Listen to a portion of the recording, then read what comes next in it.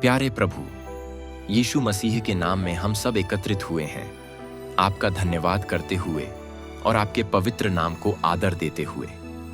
आज हम सब एक साथ मिलकर बाइबल के उन सिद्धांतों पर मनन चिंतन कर रहे हैं जो हमें सही जीवन जीने का मार्ग दिखाते हैं। मेरा मन भर आता है जब मैं आपके वचन को देखता हूं और उसमें निहित जीवनदायी मार्गदर्शन को पाता हूं। प्रभु, हम प्रार्थना करते हैं कि हम जहां भी हों, जैसे भी हों, आप हमें अपने पवित्र आत्मा से भर दीजिए ताकि हम आपके प्रेम को और आपके सत्य को पूरी तरह समझ सकें। हे परमेश्वर, हम सब आपकी संतान हैं और आपके वचन के अनुसार चलना चाहते हैं, लेकिन हम बहुत बार भटक जाते हैं।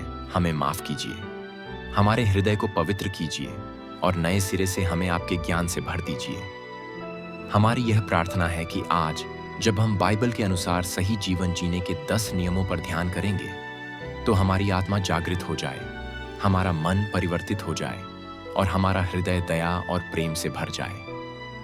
प्रभु, हम आपसे विनती करते हैं कि इस बातचीत के दौरान आप हमसे बातें कीजिए, हमारे भीतर अपनी आवाज को सुनने का सामर्थ्य भर दीजिए।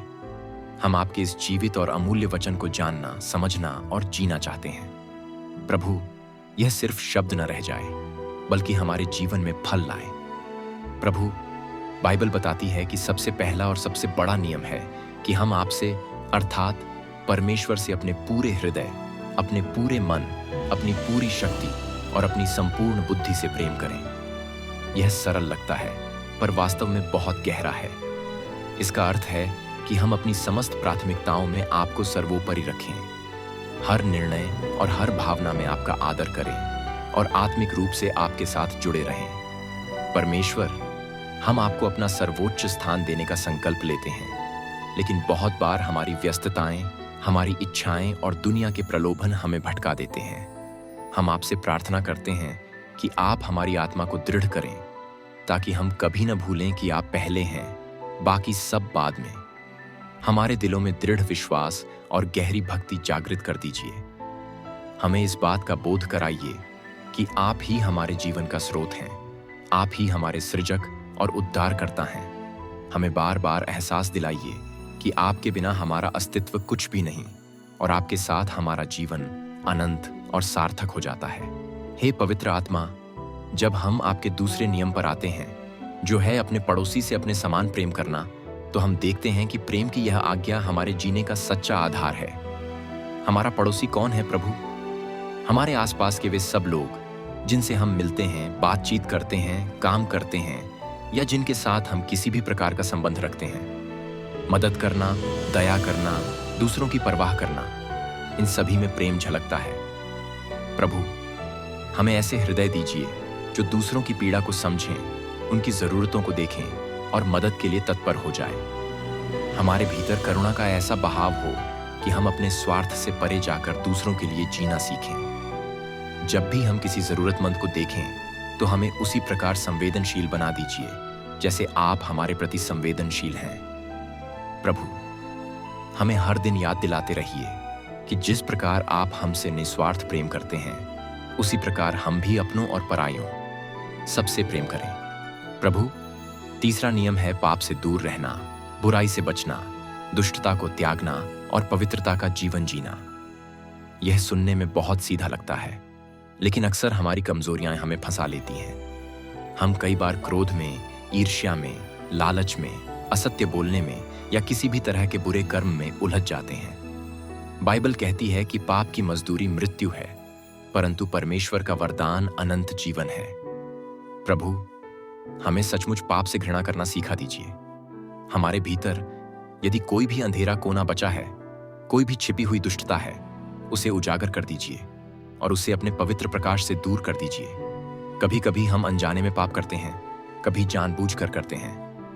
प्रभु, हमारी कमजोरी पर दया कीजिए और हमें शक्ति दीजिए कि हम सच्चे हृदय से पश्चाताप करें।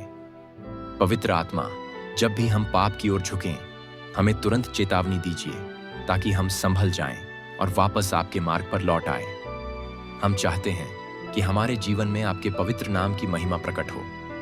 हम प्रार्थना करते हैं कि हम पाप से विमुख होकर आपके पवित्र मार्ग पर आगे बढ़ें। प्रभु, चौथा नियम है निरंतर प्रार्थना में बने रहना।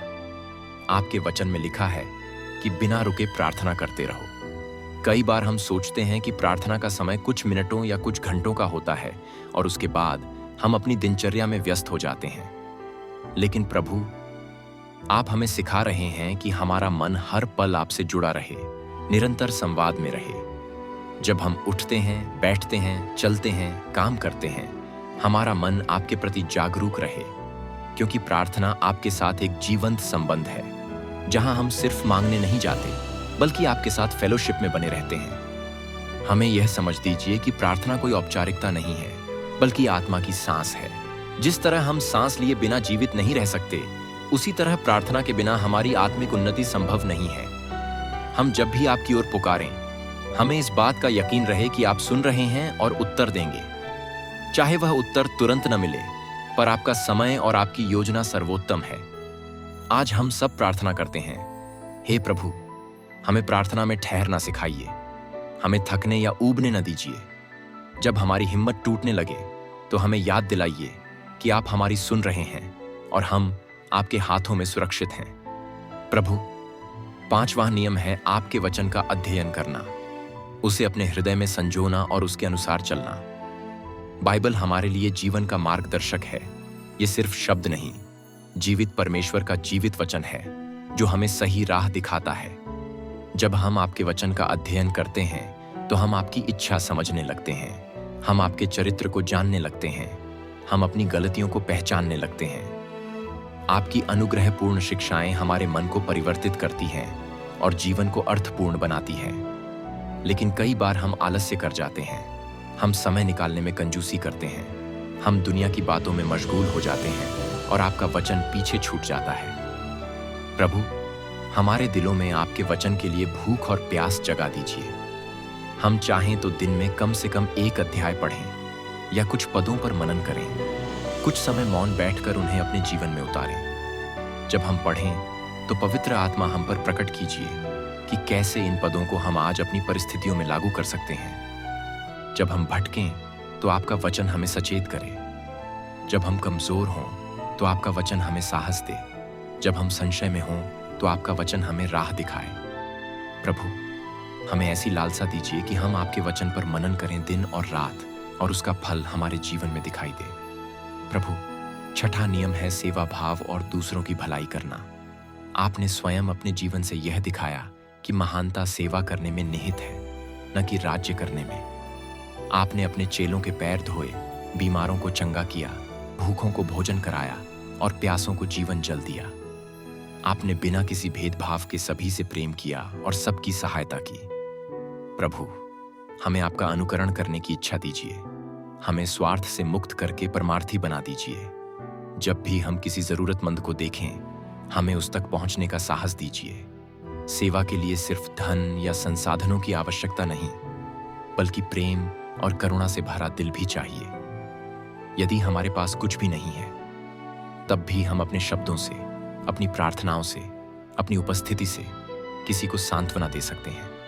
प्रभु, हमें सेवा की ऐसी भावना दीजिए कि हम हर व्यक्ति में आपका स्वरूप देखें और जो भी हमारे वश में हो वह करने को सदैव तत्पर रहें। प्रभु, 7वां नियम है विश्वास में चलना।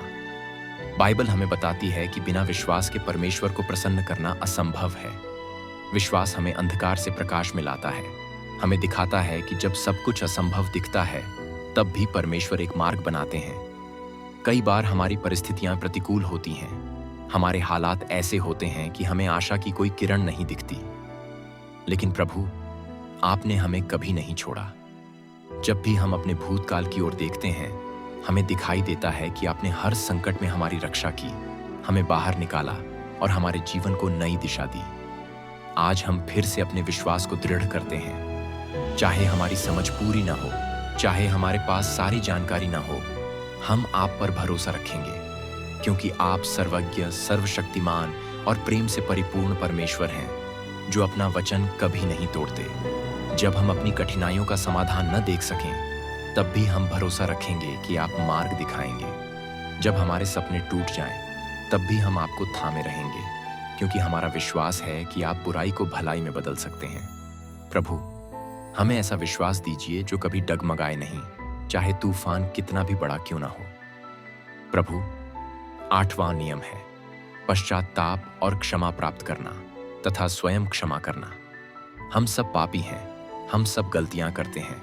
हम सब के पास ऐसे पाप हैं जो दूसरों को दिखते नहीं, पर आप उनसे भली भांति परिचित हैं। लेकिन बाइबल का संदेश हमें बताता है कि यदि हम अपने पापों को मान लें तो आप धर्मी और न्यायी होकर हमें क्षमा करने के लिए तैयार हैं। प्रभु, हमें सच्चा पश्चाताप करना सिखाइए। इसका अर्थ सिर्फ अफसोस महसूस करना ही नहीं, बल्कि अपने पाप को छोड़ देना और उसका साथ कभी न देने का संकल्प लेना है। जब हम अपने पापों को आपके सामने स्वीकार करते हैं तो आप हमारे हृदय को निर्मल करते हैं और हमें नई राह दिखाते हैं। लेकिन सिर्फ पश्चाताप ही नहीं, हमें दूसरों को क्षमा करना भी सीखना होगा। कई बार हम दूसरों की गलतियों को दिल में रखे रहते हैं, उनसे बदला लेने का विचार करते हैं या कड़वाहट पाल लेते हैं। प्रभु, हमें याद दिलाइए कि आपने तो हमें भी अनगिनत बार क्षमा किया है। जब आप हमारे पापों को गिनकर नहीं रखते तो हम कौन होते हैं दूसरों को माफ न करने वाले। हमें क्षमा का ऐसा हृदय दीजिए जो कड़वाहट की जड़ को उखाड़ फेंके और प्रेम का पोषण करे। हमें झगड़ों और मनमुटावों से मुक्ति दीजिए ताकि हम शांति और मेल मिलाप का जीवन जी सकें। प्रभु, 9वां नियम है विनम्रता में चलना। बाइबल हमें सिखाती है कि जो अपने आप को ऊंचा उठाता है उसे गिरना पड़ता है, लेकिन जो अपने आप को नम्र करता है परमेश्वर उसे उच्च स्थान पर बैठाता है। दुनिया हमें सिखाती है कि हमें बड़ा बनना चाहिए, सबसे आगे रहना चाहिए, दूसरों पर अधिकार जमाना चाहिए। लेकिन आपका राज्य उल्टा है। यहाँ जो सबसे बड़ा बनना चाहता है उसे सबसे छोटा बनना होगा। जो आगे बढ़ना चाहता है उसे सेवा करनी होगी। जो आदर चाहता है उसे सबका आदर करना होगा। प्रभु, हमारे जीवन में घमंड ना आए। हम अपने पद, प्रतिष्ठा, धन, ज्ञान या प्रतिभा पर घमंड न करें। सब कुछ तो आपका दिया हुआ है। इस सच्चाई को हम कभी न भूलें। जब हम एक दूसरे से बात करें तो हमारे शब्दों में नम्रता और प्रेम झलके। जब कोई हमारी आलोचना करे तो हम विनम्रता से सुनें और सीखें। जब कोई हमारी प्रशंसा करे तो हम उसे आपकी महिमा बताकर विनम्र बने रहें। प्रभु, हमें ऐसा दिल दीजिए कि हम हमेशा यह जानें कि आप ही हमारे स्रोत हैं और आपके बिना हम कुछ भी नहीं। हमारे भीतर ऐसा चरित्र विकसित कर दीजिए जो आपकी विनम्रता को दर्शाता हो। प्रभु, 10वां और अंतिम नियम है विश्वासियों के साथ संगति में बने रहना, कलीसिया से जुड़े रहना और अपने भाई बहनों के साथ मिलकर आपकी आराधना करना। बहुत बार हम सोचते हैं कि हमारा आपका संबंध व्यक्तिगत है, इसके लिए हमें किसी की जरूरत नहीं। लेकिन प्रभु, आपने हमें समुदाय में रहने के लिए बनाया है। आपने अपनी कलीसिया को इसलिए गठित किया ताकि हम एक दूसरे की सहायता करें, एक दूसरे के लिए प्रार्थना करें, एक दूसरे को उभारें और आपके नाम को मिलकर आदर दें। जब हम कलीसिया से कट जाते हैं तो शैतान हमें आसानी से बहका सकता है, हमें अकेला महसूस करा सकता है और हमें कमजोर बना सकता है। लेकिन जब हम आपस में संगति रखते हैं तो हम अपने अनुभव साझा करते हैं, अपनी गवाही सुनाते हैं, एक दूसरे से सीखते हैं। प्रभु, हमें फेलोशिप की यह समझ दीजिए ताकि हम अपनी कलीसिया, अपनी मंडली या अपने विश्वासी परिवार से जुड़ें और उन्हें भी मजबूत करें। हम सब आपकी देह के अंग हैं। कोई आंख है, कोई हाथ है, कोई पैर है और हमें मिलकर काम करना है। हमें अन्य लोगों को आगे लाने की भावना दीजिए। हमें दूसरों के लिए प्रार्थना करने का बोझ दीजिए और हमें इस एकता की शक्ति दिखाइए जो आपके नाम में निहित है। प्रभु, हमने आज जो 10 नियमों पर चर्चा की है, आपसे प्रेम, पड़ोसी से प्रेम, पाप से दूर रहना, प्रार्थना में स्थिर रहना, वचन का अध्ययन करना, सेवा भाव से जीना, विश्वास में आगे बढ़ना, पश्चाताप और क्षमा में रहना, विनम्रता अपनाना और संगति को महत्व देना, इन सभी पर हम अमल करने की लालसा आपके चरणों में रखते हैं। लेकिन प्रभु, हम जानते हैं कि मानव सामर्थ्य से यह सब करना बहुत कठिन है। इसलिए हम आपकी कृपा चाहते हैं, आपके पवित्र आत्मा की अगुवाई चाहते हैं। आप हमें शक्ति दीजिए, साहस दीजिए, धैर्य दीजिए और प्रेम से भर दीजिए। हे प्रभु, हम भारत के लोगों के लिए, विशेष रूप से उन सब के लिए जो आपका नाम पुकारते हैं, आपके सामने प्रार्थना करते हैं। आप हमारे देश में अपने प्रेम और अनुग्रह की वर्षा कीजिए। हमें सिखाइए कि कैसे हम देश के लिए आशीष बने, अच्छे नागरिक बने और दूसरों के साथ मिलकर शांति और सौहार्द को बढ़ावा दें। जो लोग अभी तक आपके प्रेम को नहीं जानते, उनकी आंखें खोल दीजिए ताकि वे आपके उद्धार को जानें और अनंत जीवन प्राप्त करें। हम भारत में रहने वाले अपने सभी भाई बहनों के लिए प्रार्थना करते हैं, चाहे उनका कोई भी धर्म हो, कोई भी पृष्ठभूमि हो। हम सब आपके आशीर्वाद के भूखे हैं। हमें एक दूसरे से प्रेम करने और मिलजुल कर रहने की समझ दीजिए। हे परमेश्वर, जब हम आगे बढ़ते हैं तो कभी कभी हमें विरोधों का सामना करना पड़ता है। तकलीफें आती हैं, बीमारियां घेरती हैं, आर्थिक तंगी हो सकती है, पारिवारिक कलह हो सकती है या मन में तनाव हो सकता है। लेकिन हम आपके पास आते हैं, अपने बोझ को आपके चरणों में रख देते हैं। आप हमारी समस्याओं का समाधान कीजिए, हमारे मन में शांति दीजिए, हमारे शरीर को चंगा कीजिए, हमारे रिश्तों में सामंजस्य लाइए और हमारे भविष्य को आपकी आशीषों से भर दीजिए। जब हमारा मन भयभीत हो तो हमें याद दिलाइए कि आपने कहा है, मत डर क्योंकि मैं तेरे साथ हूं, मत चिंतित हो क्योंकि मैं तेरा परमेश्वर हूं। हमें आपको पकड़कर चलना सिखाइए, हमें कभी न छोड़िए प्रभु। हमारे मन में उल्लास और विश्वास का संचार कीजिए ताकि हम संसार की किसी भी चुनौती का सामना कर सकें। आज की इस प्रार्थना और इस संवाद में प्रभु, हम एक साथ कहते हैं, हम तैयार हैं आपके मार्ग पर चलने के लिए। चाहे रास्ता कठिन हो, चाहे हम समझ ना पा रहे हों कि आगे क्या होगा, हम अपना पूरा भरोसा आप पर रखते हैं। हम अपने परिवार, अपने कामकाज, अपनी पढ़ाई, अपने संबंध, अपनी योजनाएं, सब कुछ आपके हाथों में सौंपते हैं। आपका पवित्र आत्मा हमारी अगुवाई करे, हमारे विचार शुद्ध करे, हमारे शब्दों को सुसंगत बनाए और हमारे कर्मों को पवित्र रखे। हमारा पूरा जीवन आपकी महिमा के लिए हो। प्रभु, हम प्रार्थना करते हैं उन सभी लोगों के लिए जो इस वक्त इस प्रसारण को सुन रहे हैं, चाहे वे जहां भी हों, जैसा भी महसूस कर रहे हों। यदि वे उदास हैं तो उन्हें सांत्वना दीजिए। यदि वे टूटा हुआ अनुभव कर रहे हैं तो उन्हें आशा दीजिए। यदि वे बीमार हैं तो उन्हें चंगा कीजिए। यदि वे ऊब चुके हैं तो उन्हें नया उत्साह दीजिए। यदि वे धन की चिंता में हैं तो आप अपना अनुग्रह दिखाइए। यदि वे पारिवारिक कलह का सामना कर रहे हैं तो मेल मिलाप कराइए। प्रभु, हम विशेष रूप से भारत के कोने कोने में रहने वाले अपने भाई बहनों को आपके हाथों में सौंपते हैं। आपके आशीर्वाद की छाया उन पर बनी रहे। आपका सुरक्षादायी हाथ उनके जीवन की रक्षा करे। आपका प्रेम उनके हृदयों को भर दे। हम यह भी प्रार्थना करते हैं कि जब भी हम आपकी शिक्षाओं के अनुसार जीवन जीने का प्रयास करें, हमें साहस दीजिए ताकि हम हर प्रकार की गलत सोच या सामाजिक दबाव से डरे नहीं, बल्कि सच्चाई के मार्ग पर चलते रहें। हमें दूसरों को भी प्रेम से आपकी ओर आकर्षित करने की बुद्धि दीजिए। हमें निंदा या कटुता का मार्ग कभी न अपनाना पड़े, बल्कि हम प्रेम और सत्य के वचन बोलकर दुनिया को बदलने का प्रयत्न करें। हम आपके लिए एक जीवित गवाही बन सकें ताकि जो लोग हमें देखें वे कहें कि वास्तव में इन लोगों के जीवन में परमेश्वर कार्य कर रहा है। प्रभु, कभी कभी हम थक जाते हैं, हमारे मन में निराशा भर जाती है, हमारे उत्साह को झटका लगता है, लेकिन हम आज आपके सामने नवीनीकरण की प्रार्थना करते हैं। हम चाहते हैं कि हमारा विश्वास फिर से तरोताजा हो जाए, हमारी आत्मा में आपका पवित्र अग्नि जल उठे, हमारा मन आपके प्रेम के सामने पिघल जाए और हमारे जीवन में आपकी महिमा प्रकट हो। हम किसी भी प्रकार के आध्यात्मिक आलस्य में न पड़े रहें, बल्कि प्रतिदिन उत्साहपूर्वक आपके साथ चलें। जब हम काम पर जाएं, स्कूल या कॉलेज जाएं, घर पर हों या कहीं भी हों, हमारे मन और हृदय की सारी भावनाएं आपके नियंत्रण में हों। हमारा बातचीत करने का ढंग, दूसरों के प्रति हमारा रवैया, हमारे निर्णय, सब में आपका प्रकाश झलके। हम इस बात की लालसा रखते हैं कि आप हमारे जीवन को एक चमकता हुआ दीप बना दें, जिससे दूसरे लोग भी सत्य और प्रकाश को पा सकें। प्रभु, आज हम आपके चरणों में झुककर आपके अनुग्रह के लिए धन्यवाद देते हैं।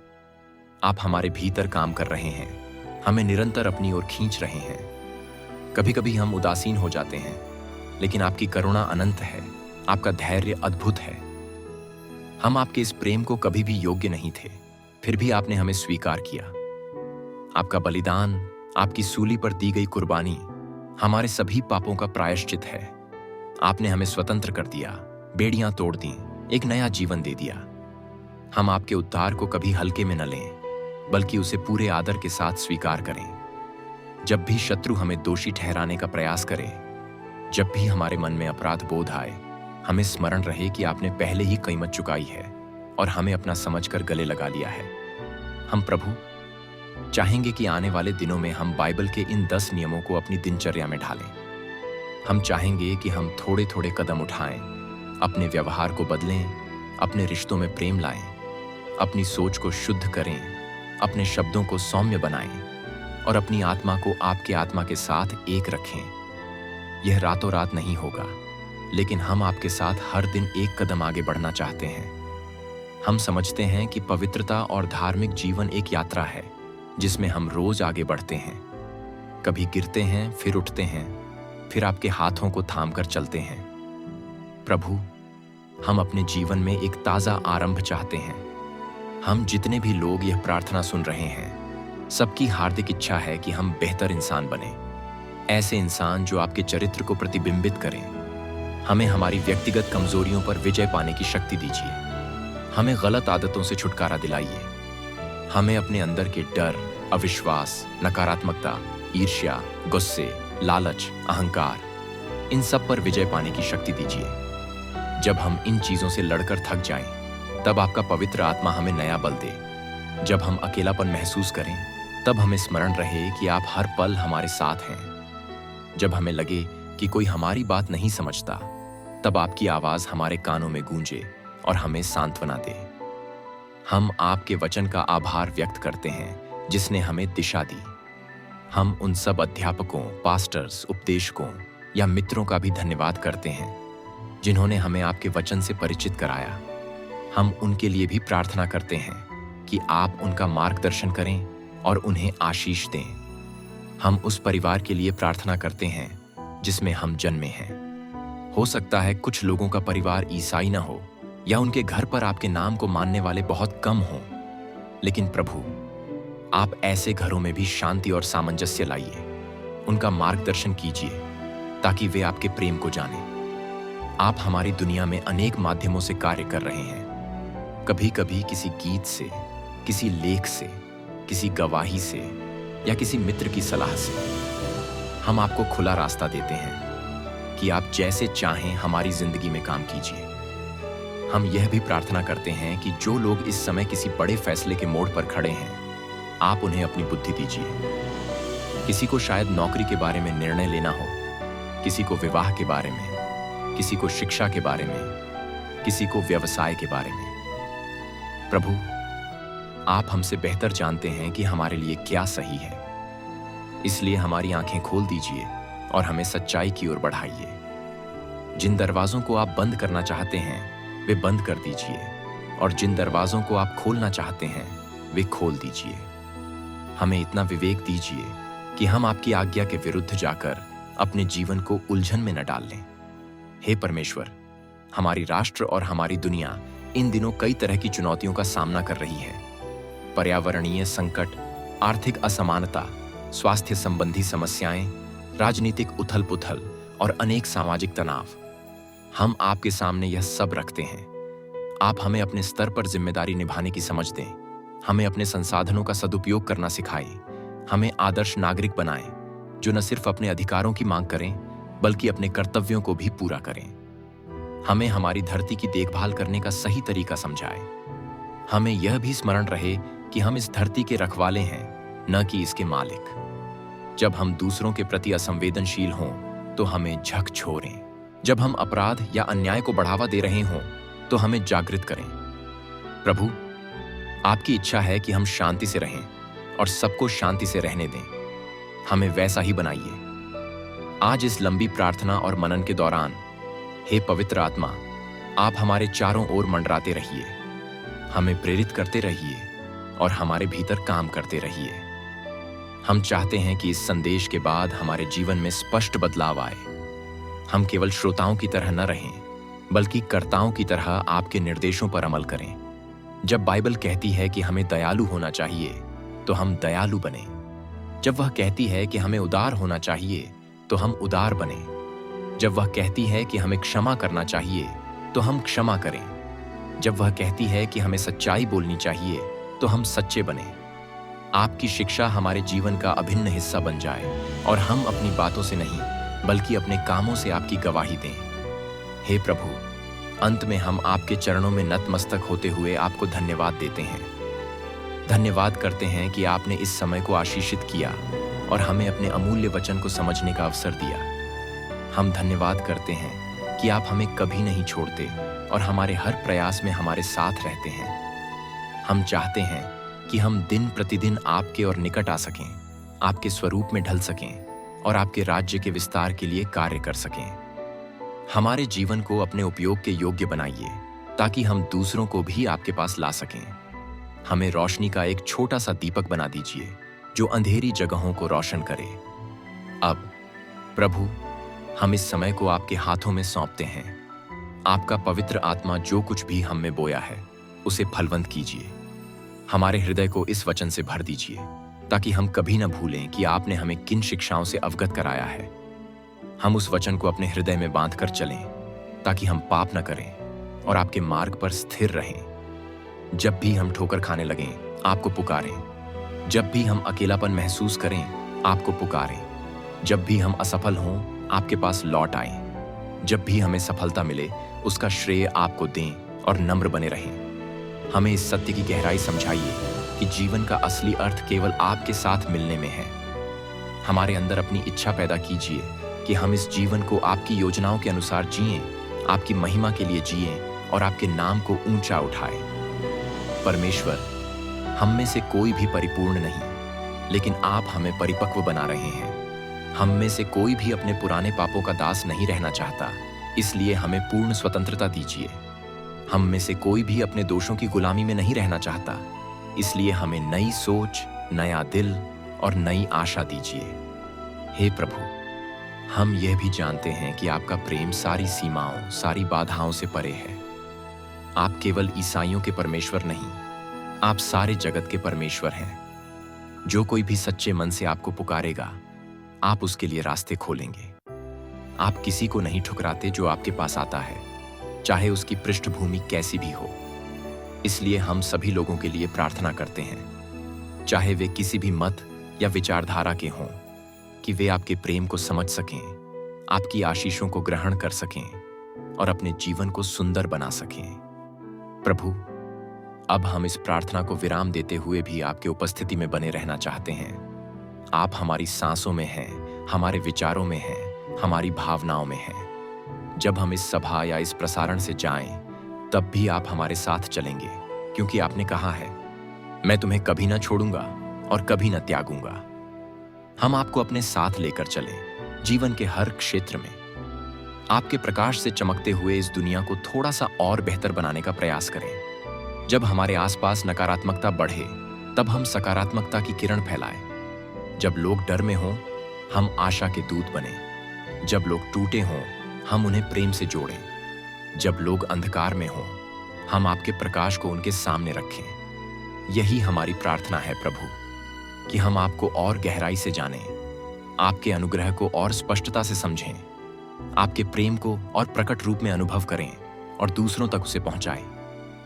हमारी जीभ से निकला हर शब्द, हमारे हाथों से हुआ हर कर्म, हमारे मन के हर विचार, सब आपके अधीन रहें। हम संसार के दिखावे या लालच में फंसे बिना सादगी और सत्य के मार्ग पर चलें।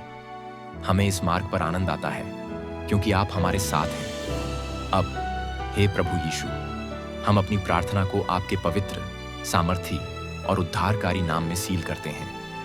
हम भरोसा रखते हैं कि जो कुछ भी हमने मांगा है, यदि वह आपकी इच्छा के अनुकूल है, तो आप उसे अवश्य पूरा करेंगे। और यदि कुछ बातें अभी पूरी नहीं हो रही हैं, तो आप हमें धैर्य और समझ देंगे, ताकि हम आपके समय के अनुसार प्रतीक्षा कर सकें। आपका नाम महिमित हो, आपका राज्य आए, आपकी इच्छा पूरी हो। यही हमारी प्रार्थना है। आमीन।